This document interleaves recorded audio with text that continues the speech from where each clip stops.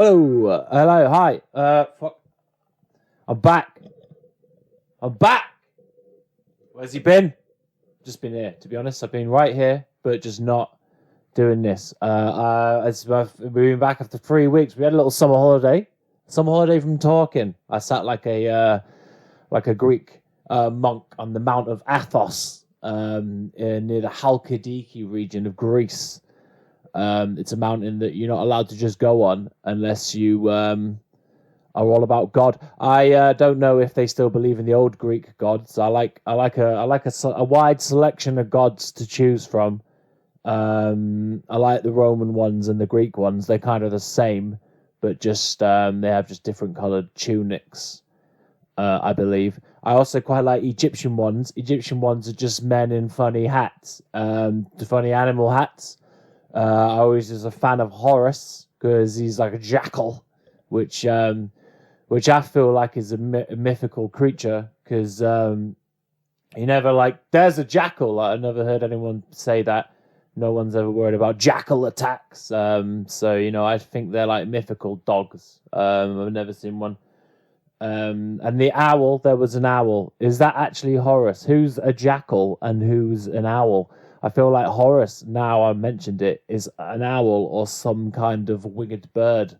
Um, but anyway, I'm back for the second coming after 3 weeks. Anyway, I want to talk about. I was a child. Um, I was once a child, and I feel like I was a child for a little bit longer than most. Sometimes I feel like I'm only just getting to grips with puberty now. I have children who are almost entirely in the double digits. One of them is just shy of 10, but he'll never be single digits again. Come the 1st of January. But they keep making fun of my. They keep making fun of my. They keep saying that I have an underbeard, which isn't a beard phrase that I've ever heard of. What I had was a normal beard. We were watching old videos of them when they were a child. I recorded them on a DV tape, which is like a VCR tape, but just tiny, for tiny VCRs, which no one has. So we have to always exclusively watch them on a really, really tiny screen. And everything about my home video process is really small. But we were watching videos of when they were little babies. And we've even got a video of when they first ever met each other, which is nice. But I used to be a bit of a comedy goth, which is not a funny one, just a bit of a novelty alternative person, sort of an amalgamation of all the different ones. Like you've got punks, you've got goths over there. You've got a case of the goths over there. Goths. I was a bit of a goth. I had sometimes black nails, sometimes some eyeliner. I got my ears pierced at Claire's Accessories right in the window. But I'm comfortable in my own skin, and I will get my ear pierced in the plastic jewelry shop for children, for girl children. But I feel like they're making fun of this underbeard I had at this weird alternative stage of my life. It wasn't an underbeard though.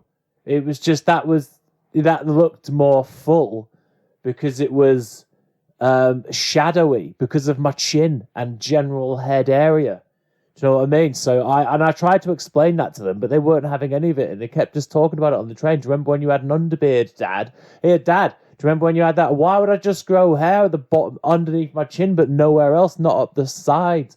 To be honest, it wasn't even that much of a beard. It was mainly shadow. It was 65% shadow. But the kids don't want to hear that, do they? Once they know how to roast you good and proper in a public train next to other families who aren't talking about their dad's ex-beard. Do you know what I mean? What can you say? You can't get irate. Do you remember when you used to get... I'm not saying I get bullied by my children. I'm not saying that. I don't feel like I get bullied by my children. But we've all been a bit bullied before by like someone who probably didn't even realize I was doing any bullying. Do you know what I mean? But like, do you know when someone sort of jibes you, but you know that if you like feel more, if you rise to it, it just looks like they've hurt you. They found a chink in your child armor. Do you know what I mean? They feel like, so you can't rise to it, but also you're a bit of a fucking dweeb, so you can't come up with any like sort of retort. So you've just got to stand there in this weird limbo of not being able to be annoyed about it for fear of it escalating out of control, and for not being able to really stand up for yourself as a child. And I'm not saying my children make me feel like that, but that was the situation I was in. Because if I went hard about how I didn't, in fact, have this underbeard, you know, it would have made it worse. So I had to just sit and take it. And yeah, I could make fun of them for being small and not knowing how to spell parallelogram, not being able to count to 1,000,000 as fast as I can, because I will beat them, I reckon. I've never tried. I heard someone said this, right? This is a memory. I've repressed this memory up until now, but this is a memory that I had. Someone told me that if you try to count to 1,000,000, if you try to count to 1,000,000, you'd be dead before you got to 1,000,000, because it's a much higher number than we think. If we tried, that means there couldn't have been any millionaires before there was electronic systems at banks. But they do get notes, so they kind of count it in tens a little bit. But you don't. Well, the notes only go up to 50, don't they? I've never had a £73.50 note. It's got the Queen's head on it, and then a bit of Prince Duke. The old man, Duke of Edinburgh, the guy, the patron saint of walking up hills, scouts, Baden-Powell. Was he a Nazi? I don't know. Allegedly. I don't know why I've really just outed Baden-Powell as a Nazi for absolutely no reason at the end there. But I was a kid for longer than most. I still feel a bit childish in some adult situations now. When I say adult situations, I don't necessarily mean porn. I mean like the gym changing area.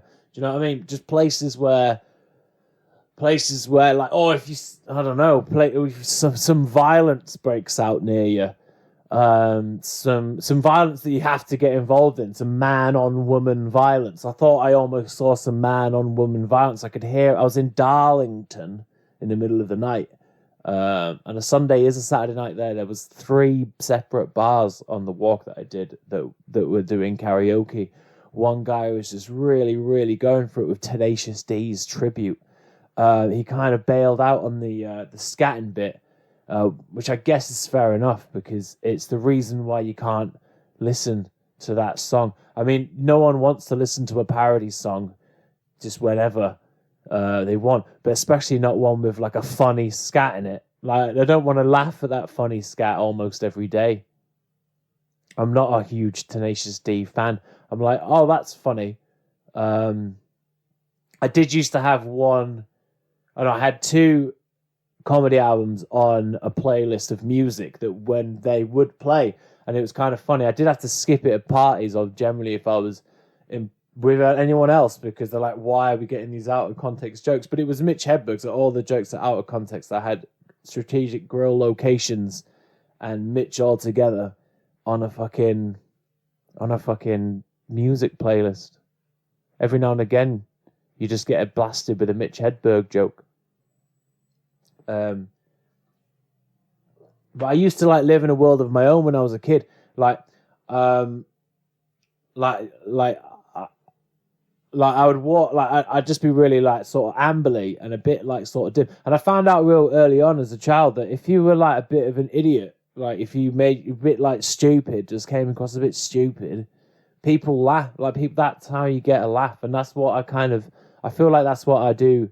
Like now, I've only started trying to be publicly funny, like as a thing.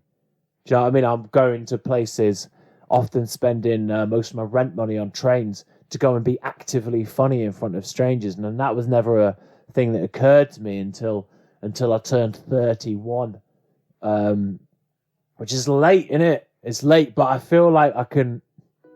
But now I've started to analyze my sort of past, which is a hilarious thing to do, isn't it? Analyze. I'm just going to go and analyze my fucking past now.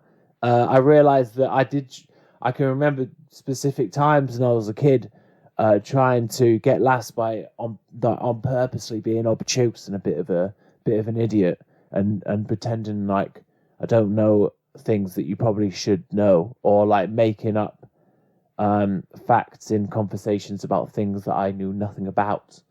But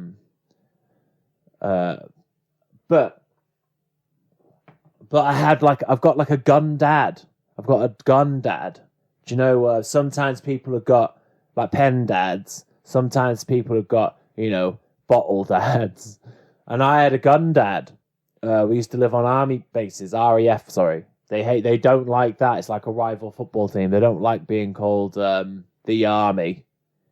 When they're the RAF, the RAF, the Royal Air Force, this Battle of Britain, mate. It's Spitfires with pictures of the cartoon shark mouths on the front. It's scarf wearing, goggle wearing, half helmet wearing, wild men on biplanes, the ones that had the wing above and the wing below, doing the loops and trying to catch the Red Baron. He's a gun man. He's not a plain gunman. He's a a colourful gun. No, he's a ground gunman, like a paratrooper.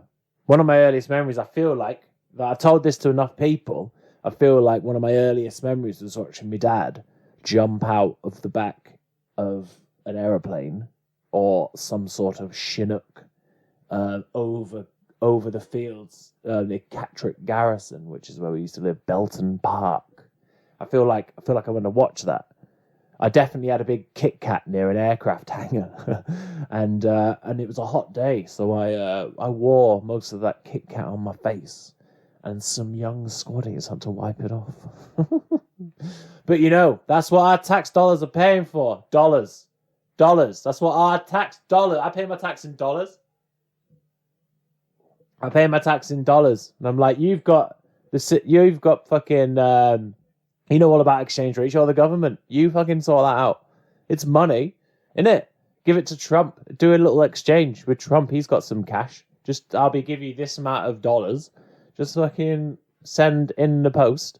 FedEx into Royal Mail, because I don't know if the Royal Mail's jurisdiction goes as far as America, but it might.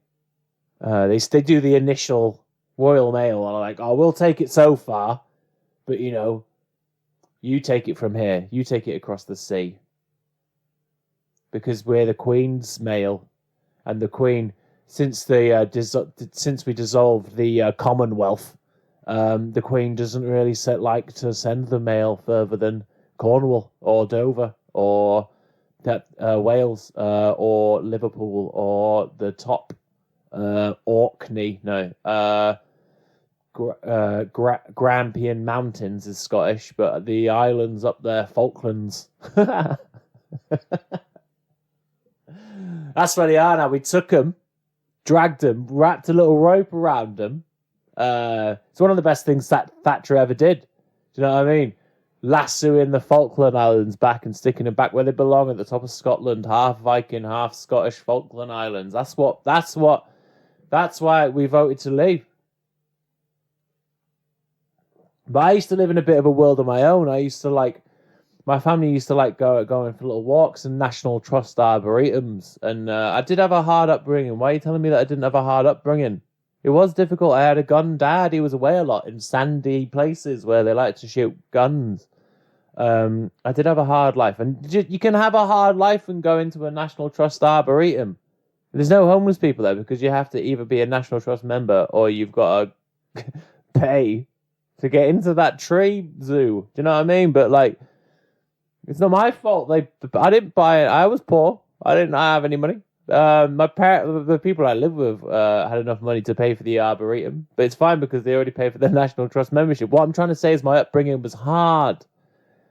But we'd be walking around this National Trust arboretum, dude, and I walk quite slow. And I used to be into like fantasy graphic novels when I was well little.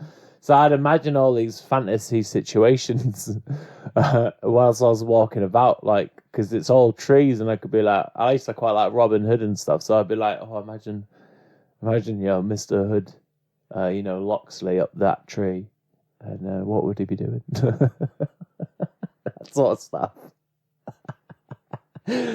But sometimes I walk so slowly that I used to have do you remember disposable cameras? I would think I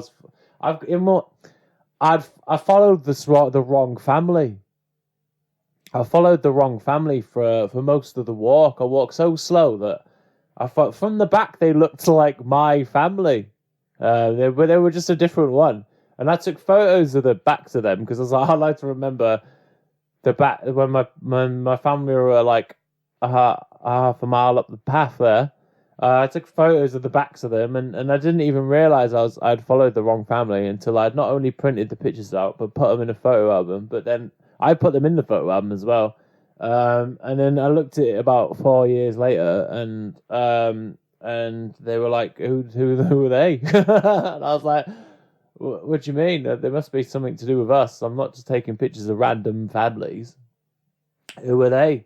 And I didn't know. And it turns out that I just have loads of pictures of the backs of strangers in most of my childhood photo albums, just because I was semi-conscious throughout most of my life.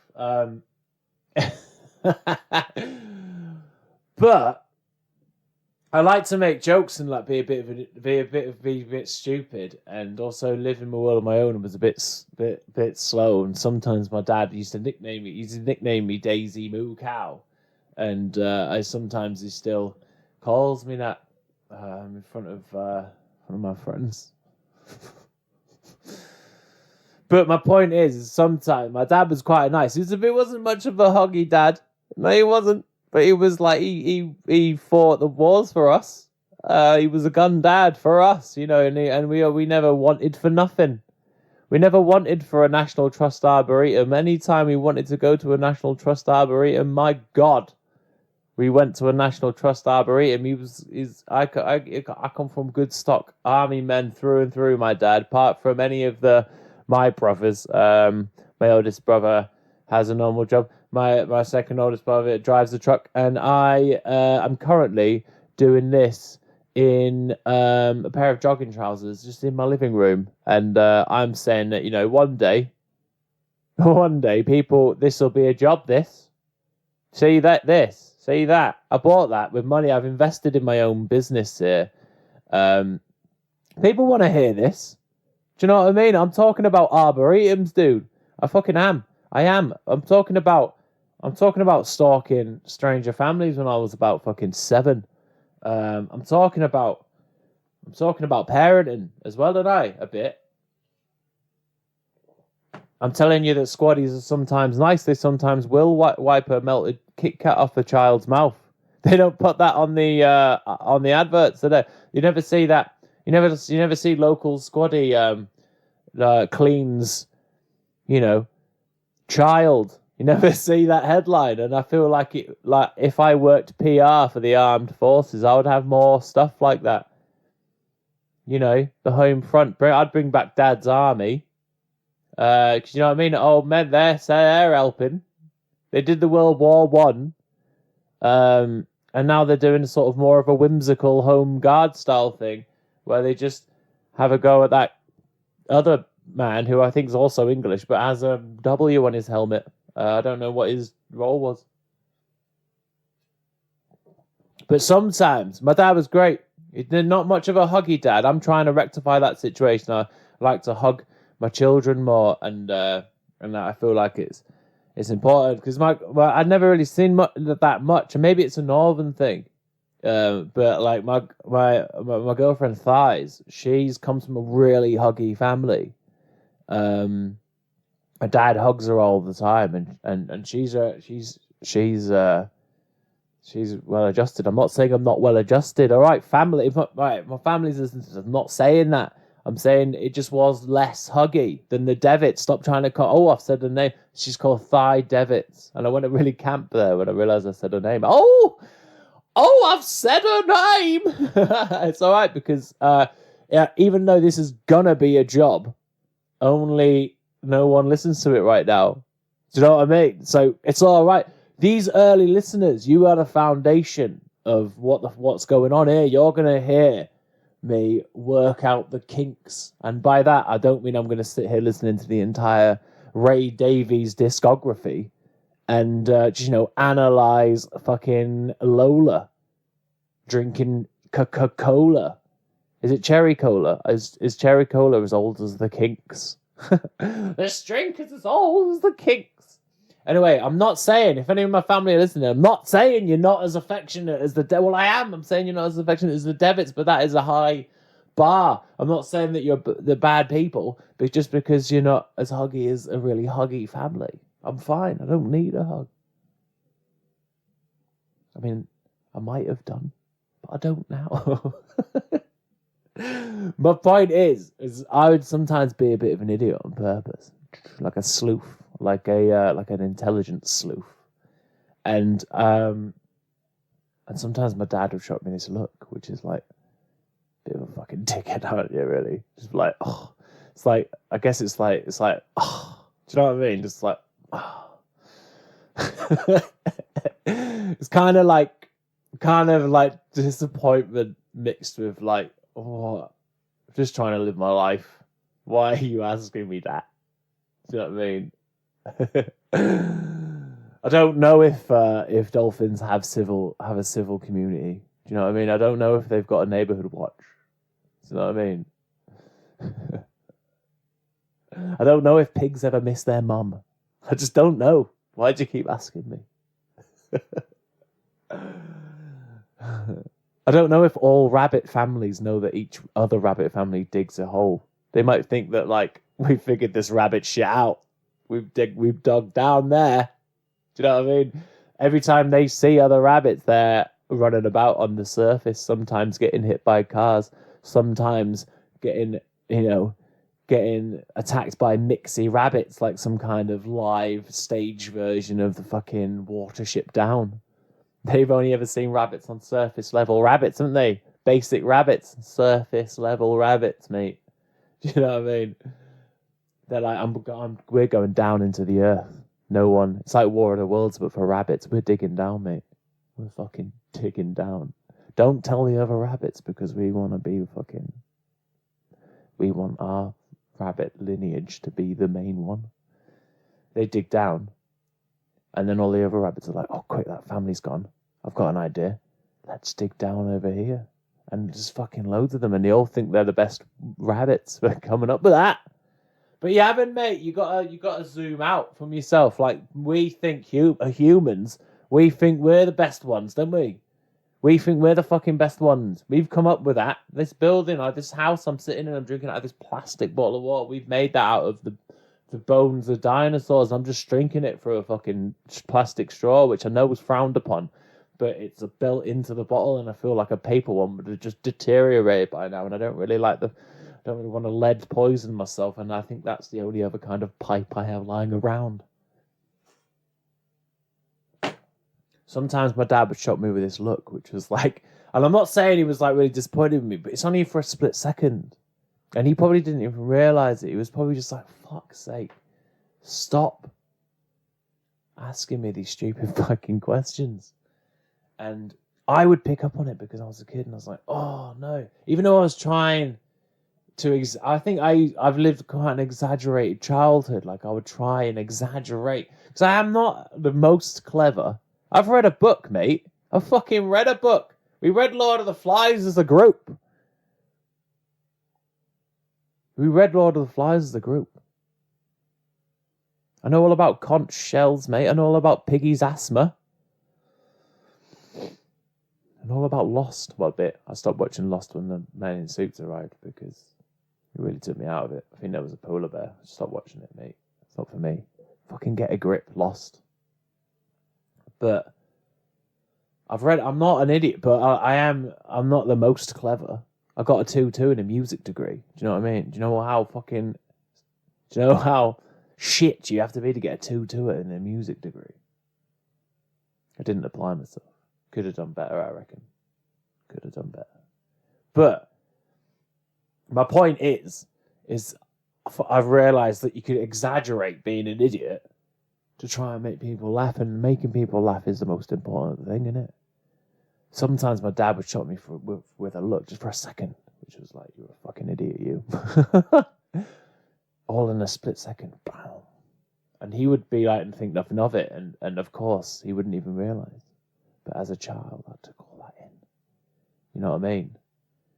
And it stuck with me a bit. But I did it.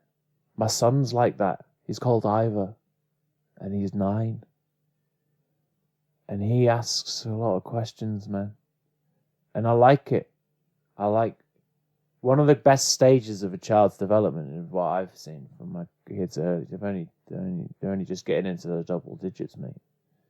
Is when they start to learn imagination, when you can see them be able to play like immersive sort of board games and stuff, or they make up their own games. That's good. That's my favorite sort of.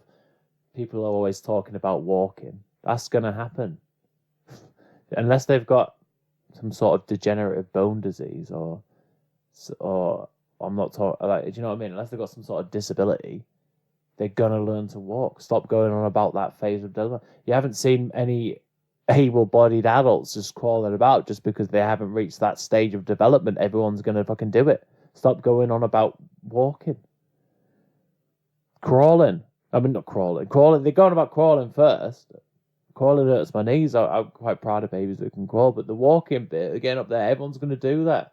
Don't need to bring attention to it. Talking on what the fuck do you think I'm doing now? And I'm not exactly the fucking smartest lad in the fucking lad factory, am I? Do you know what I mean? But fucking, they're going to learn to talk. Even Einstein didn't talk till he was 5, which is probably a popular myth.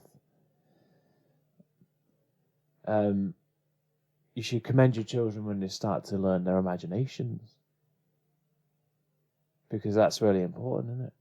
My son's like that. He's like, well, imagine if we had a car that could just drive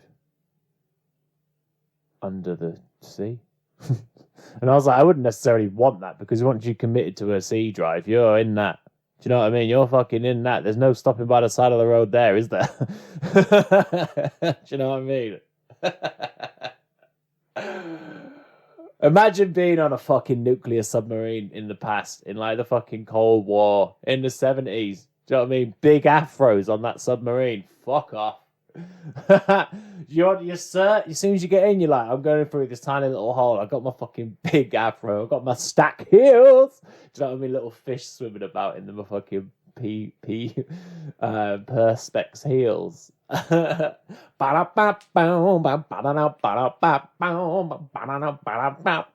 I mean? Living on my 70s nuclear submarine. And and then like you might just never. You can't just be like, mate, once you fucking go down there, mate, fuck. Like, I don't want to die at the bottom of the sea. I love the fucking sea. Don't get me wrong. If there's any fish listening, I've fucking got a load of time for you. Loads of fucking time for you. But I don't necessarily want a car that can go underwater, under the sea, because I don't want to commit to that. You want to drive to America? No. No, I don't. Don't even want to take it for an underwater spin. But anyway, no, I like to, on a 99% of the time, I'm all in for talking about stupid shit. Stupid shit like the only kind of stupid shit children can talk about. But sometimes, I've only recently, I'll catch myself doing that look, just for a second. It only takes a little second, because I know as a child, you pick up on these little, tiny little things. Tiny, I mean, they fucking picked up on that underbeard for long enough, didn't they? For a split second. You fucking... And it's like... And I could tell, you notice that change where they're like, you fucking picked up on... It's only minor. These are the things you worry about as a fucking parent. You're like, most people are like, I'm bringing all this fucking money. I've got all... Most people are like, I'm bringing all this fucking money. Some people are like just dragging home sacks of gold and that to their fucking mansions. No, what I mean is most people judge their parent. Do my kids have the fucking... Are they walking around like Raggedy Anne? Are we allowed to say Raggedy Anne in 2019? Probably not. Raggedy and androgynous. It's raggedy androgynous, that. Sort of like a Grey's alien wearing a fucking sack. And by Grey's alien, I don't mean Essex. You're from here too. You're people like us. Just because you live in a place named after sleek aliens doesn't mean you're one of them. Raggedy androgynous. I like that. I feel like I'm going to sell those. I'll put a clock on it and take it to Duncan Bannatyne and see how much he'll offer me. What's that, mate? Oh, it's my fucking raggedy androgynous. Tells the time on the back of its head. Do you want to buy it? You can have 2.5% of my fucking £7 million stake. It's got truffles on it. Yeah, but people are worried about. No, people are like, I'm a good parent, mate. We've got fucking PS4. We've got PS4 there. Got PS4. The kids are always eating shreddies. They can't fucking move for shreddies in the kitchen. Do you know what I mean? I had KFC Mega Bucket once. Like, these are the sort of things you can get your kids nice shit. Well, like, that's great. For me, it's like them tiny little moments. They're the moments that I think about. I don't think about KFC when I'm an adult. Well, I do sometimes. I do. When I moved to Brighton, my mum drove us down in a van, and the first services we went to, I got a KFC Mega Bucket, mate. Family. Do you remember they used to have the Viennetta? I didn't get that one, but do you remember when they used to have the Viennetta? That was good. I had a Mega Bucket, some corn on cobs, a few fries. And I ate that shit all the way across the country in the car. Fucking stank of chicken. What a greasing chicken. Hey, do you mind giving me a lift all the way down across the country? Also, do you want our rental van to smell like greasy chicken? No? Well, I'm doing it anyway! It's good to be back, man. Oh, but anyway, just that. So it's when you notice. You do that little thing that made you feel bad as a kid. Just a little tiny little thing. It's like the butterfly effect for me. Because I still think about that now. It doesn't I'm not sitting up all night thinking about these little looks or whatever. These little side comments here and there. When you're a kid that you receive from your friends or from your family or whatever. These little things that they probably think they're just having a laugh, or they probably think they're just having a little jibe, mate. It's tiny little things. And sometimes, as a parent, you notice that you do it, and that's the worst that I feel when as a parent, and I'm out. So every time, like, it happened maybe 2 or 3 times where he would like just say something so out of control, like just no brain to mouth process, because that's not imagination, is it? It's just saying stuff about thinking, not mean things, but just like things like.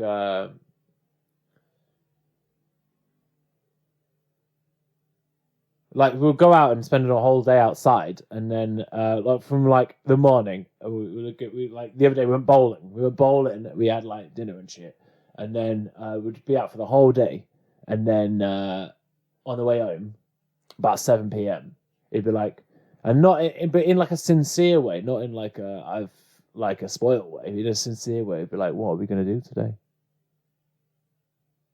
What are we gonna do today? And I'd be like, what are we going to do today? And he'd be like, yeah, what are we doing today? And I was like, we've just been out all day. And he'd be like, oh, yeah. And then I'd accidentally do the fucking look, man. Like, oh. Especially if it's compounded a bit as the day's gone on. And I mean, I don't know if any of you, like, couple of people out there are parents, mate. But it is those little tiny little. I'm like, oh fuck, my dad did that to me, and now I'm doing that, and it's just for a second. So then I spent the rest of the day being extra fucking like trying to talk about stupid shit. It's important. But like, I noticed that in myself, and I never noticed that in myself before. I fucking really need to piss. Hang on. So yeah, my name's Riggs. This is the Alkaline podcast. I've not been here for fucking 3 weeks, but I'm pretty sure this is like episode 11. That's 11, almost 11 hours. Some of them have been half an hour, to be fair. So what we're going to say? There's probably about 8 hours of this online. It's got to be good for something, innit? One day it's going to be a job. One day it's going to be my job. You are my customers currently. You're my hourly customers. And I like you for that if you are, in fact, there. It's the podcast where I attempt to get clean or die trying. Currently still living in the land of the living, not the sea of the living, because I'd drown. But I'm gonna level with you. I got rid of the sober app on my phone. I haven't drank really since May, which is like 3 months ago. But I did drink a couple of times. I have been to 3 weddings that I didn't drink at. But I did have. I remember when I talked about that sip of rum. I had that sip of rum, dude. I had 2 pints at the Glee Club. I'm just coming clean. 2 pints at the Glee Club. And I bought a bottle of a big bottle of Stella, you know, the large ones. On the way to I had to get the coach later. I just stayed up and bought that. I had a Corona last night, a single Corona. I felt a bit sad about dropping the kiddos off. I had a Corona. I'm just leveling with you. I got rid of the app because it felt a bit silly now after I've done it. But I'm still trying, you know. Like I've not fucking gone. I'm not fucking. Do you know what I mean? George Best. He's the only notable alcoholic I can think of for a second there. I think I'm going to be all right. But I was a little bit worried about our friend James McDonald because he's got a crazy band, mate. I'll tell you that. James McDonald is the host of the Verdict Comedy Club gig that I run. Basically went out on a night out. And then missed his work and band practice the next day. Fucking, this is fair enough. He's a party boy. James is a fucking party boy. They fucking phoned the police but put all these missing Facebook posts up. And they're like, you can't just see a missing Facebook post of one of your friends, especially when I'm up north. I'm not even in town. And be like, oh, well. Do you know what I mean? You feel like, I've seen it. They shared it loads. And I felt like I had to fucking share it too. They were the police. It did it on the post, man. It said that he'd been seen at 10 a.m. that morning. Do you know what I mean? He's been missing for less than 12 hours. And they've seen it that day. His phone was not charged up. But they phoned the police. Never turn up late to their band practice, man. They are strict. Do you know what I mean? To be a light reprimand if you're 10 minutes late. Do you know what I mean? Full on police if you miss it. Do you know what I mean? There'll be a police inquiry about this. You turn up. He is the band, man. There is fucking song. Can't even go AWOL for one day. I think he just was partying. But like, but then it got out of hand because as I say, these missing posts, these missing people, like Facebook statuses, man, they're not to be taken lightly. Some people do go fucking missing, mate. Some people fucking do go missing. And how would you feel? This is the way I looked at it. How do you feel if you were like, fucking, it's probably fine, or if you were like tried and then he was missing? You'd feel like a knob if you just dismissed it. So you just share it, don't you? You do your bit. You do your bit, mate, for the community. For the fucking comedy community. All you people who did... So basically, it got out of hand. Loads of people shared it and that. And then he was just like, in a bit, was messaging me. He was like, sound. What the fuck's going on? Why do I have to now answer to the police? I just went on a night out. Sorry I missed work. Sorry, everyone. Sorry I missed your fucking band practice. This is my fucking band. These are my songs. Do you know what I mean? And now he's got to talk to the police and about fucking 1 million people who are like, what the fuck I am? And he's like, Jesus Christ.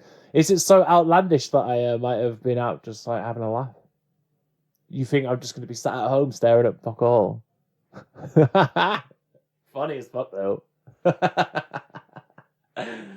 He's alive, mate. And we're back actually. The Verdict Comedy Club's coming back. Not this Thursday, but next Wednesday, 9/11. I can't think of anything else that's ever happened on that date. It's going to be fucking class, man. We got Graham Collard. He's we once had a little road trip to Bath to do Comedy Gladiators, which is a kind of competition on the night, best act of the night competition, and the winner has to fit their fucking massive head into a tiny little gladiatorial helmet on stage. And it's hosted by a guy called Sal Monella. Yeah, man, it's in Bath. I think it might have moved. It's around there. Me and Graham went up, a little bit of a road trip, hung out. It was cool, man. Up next, we got Shah Wiley. Shah Wiley's fucking 70-odd years old, dude. I'm going to say 75. I feel like she just turned 75 recently. That is fucking cool, man. She fucking hilarious, too. Subversive. It's like, I once did a gig with Lynn Ruth Miller. She's an older person, too. And she's fucking hilarious, subversive, a bit blue. Do you know what I mean? Like dark in places. It's good. Up next, we've got Will Preston. He's from Comedy Cabin, which is a gig in London. He's been at Edinburgh. He's fucking did the Brighton Fringe. You might have been to see him at the Brighton Fringe. He's from my very first gig I ever did, talking about strap-ons, mate. Hot topics. He's a very loud laugher in the crowd, very supportive of me when I first started. It's great. And then got a special guest in, Jem Braithwaite. He's surreal. He's a surreal as fuck and really young. It's always great, like when you see someone who's fucking absolutely class and they're like 19 years old. He might be older. Sorry if you're older. Sorry for fucking age guessing. Is that a bad thing? I don't know. But Jem's fucking there. It's very cool. And then we've got fucking Sarah Charlesley. Sarah Charlesley. She used to run a gig called Scratch My Funny, where you do it's an Artista in Brighton, and you do a couple of years ago. You do 5 minutes, and if you go over time, there's aggressive local musical comedian Ben Carter would just start shouting abuse at you. Unfortunately, that gig's gone away now. But Sarah Charlesley gave me my first couple of like spots. Like I'd go down there still a bit scared to sort of sign up. I'd done maybe a couple of spots here and there at the Carolina Brunswick and Junkyard Dogs, and then she was like, "Oh, we've had like a dropout. Do you want to go on?" And but just like I think she knew that I wanted to go on, sort of thing, and put me on, and that stuck with me as well. Stuck with me. But she gave me my first initial gigs, is what I'm trying to say. And then Emily Kennedy Barnes, which is one of the most fun names to say. She's on the fucking night. She's quite a new act to stand-up, I think. But she has this thing called Funny for a Woman, Funny for a Woman? Podcast, which is a podcast promoting female comedy, which is a great thing to fucking promote. Emily Kennedy Barnes. It's a fun name for an MC to fucking say, isn't it? Emily Kennedy Barnes. I feel like a robot or something saying it. It's good. And then who's after? Oh yeah, and then my bad boy Josh Mays, man. He's only been on the. He's from Crawley. He's quite young. If he's just finished uni, so what's that? 23, 22. I started uni quite late, so I finished at like 24. 2-2 in music. How's he done that? It'd have been harder to fail. Does that mean anything, what I just said? I don't know. Josh Mays, man. He's only been around for a couple of fucking months. Probably no more than 6 months, dude.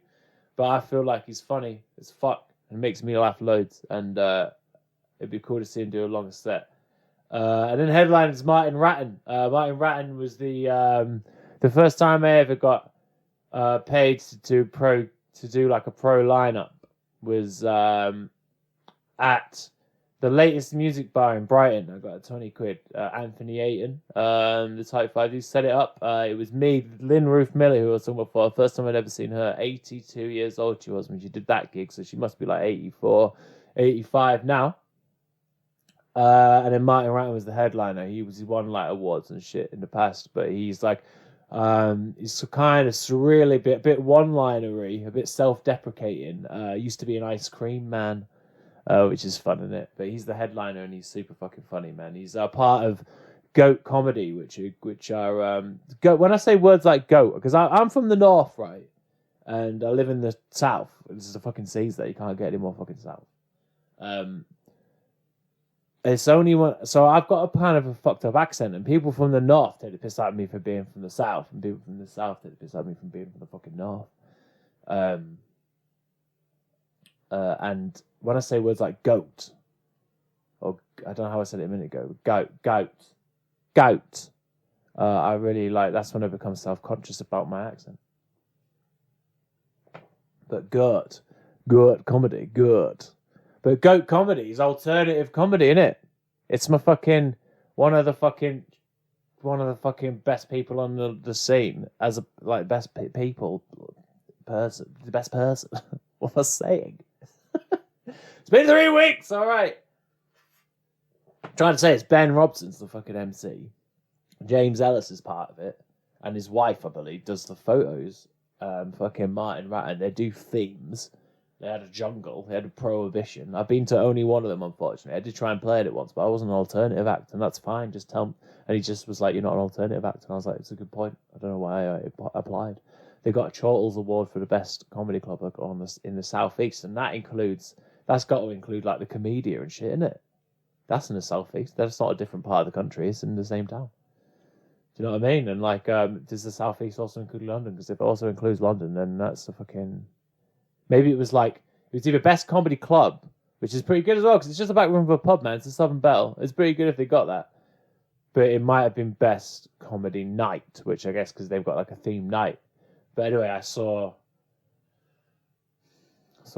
it was great. It's fucking good anyway. The one I went to was fucking good. There was, but they always fucking sell out and they're always fucking smashing it. But Martin Ryan is from good comedy. So you should come and check that out. I'm back on the scene. I've not been gigging for like fucking 3 weeks because I've been fucking Family Man. Who's the bassist from is it No, not Parliament, because that's Boots It. Is it Sly? Yeah. Who the fuck is Family Man? Family Man. I want to say Family Man Randy Savage. Is it Family Man Barrett? Who plays bass for who? Is it the Wailers? No, because that's Bunny, isn't it? Bunny Wailer. Family Murder UK is the first thing that's come up. I don't really like getting my phone up because it distracts me. Family Man Barrett. It is Barrett, man. I fucking said that, dude. He's Jamaican. Family Man. Who did he play for? Fams. Associated Acts. Yeah, Bob Marley, man. Bob Marley, Burning Spear, fucking Lee Scratch Perry. He is aging, dude. He is aging like fuck. Do you know what I mean? He looks fucking great, though. With his pink hair and shit. King Tubby, Augustus Pablo, and fucking Pete Tosh, who fucking got knifed up by gangsters, didn't he, old Tosh? What a load of old Tosh. I'm back on the scene, man. I've got new material today. I've got fucking new material tomorrow. I'm going to fucking on a tiny little holiday to Hastings for 2 days. I'll do my first ever headline show. It's on fucking Friday night. It's at Yellow Comedy in Watford. First ever headline. That's fucking pretty exciting. They want me to work quite clean, which is fine because I don't swear that much anyway, but it sort of adds a little extra pressure because you're like, now you can't. Do you know what I mean? Whereas if they didn't say it was clean, I probably would have worked it relatively clean. Anyway, I've got bits about fucking baby centaurs and people being called Susan. Do you know what I mean? More on that later. And then next week is fucking new material again at the start of the week. Then it's the Verdict Comedy Club on Wednesday, but I'm going to be at Dead Set in London, which is a fucking great little underneath this like cocktail bar. It's a fucking cool little gig. It's longer, sort of new material-ish. Also a bit like pro-y new material. So like maybe just try and polish the shit up then. Nothing on a Thursday. Secret Comedy Club in Brighton on a Friday, next Friday. And then they're doing Leicester Square, the new Act of the Year competition, which has got like a fucking about 25 million heats. So it's probably the only stage of the competition I'll get to. Big up Dave Fensom, who got through his one. I'm doing, I think, Heat 4 or something, and he's done Heat 1 just the other day. After that, fucking straight up to London, me and Bernie, my mate Bernie, we're going on the fucking Red Raw tour. We're doing the stand of Edinburgh stand, we're doing fucking Glasgow stand, we're doing Newcastle fucking stand. And by the end of it, we won't be at a fucking stand, mate. But it's going to be fucking well buzzing for that. We've got this little cheap hostels. We're going to have to sleep with millions of Glaswegian men in all senses. Going to fucking do those 3 gigs. Banging. Come back down. Day off Thursday. Fucking Friday. Back to Secret Comedy Club again. And then I've got quite so fucking the Leicester Square one and the Red Water one, and the Import ones. The Secret Comedy ones are always good. And then it's just fucking a week of new material after that to fucking pick myself back up again after I fucking bombed all over the country. But I'm gonna call it there, man. It's been a rough ride, isn't it? But we're back. Thanks for listening, and I'll talk to you again on next week. Bye.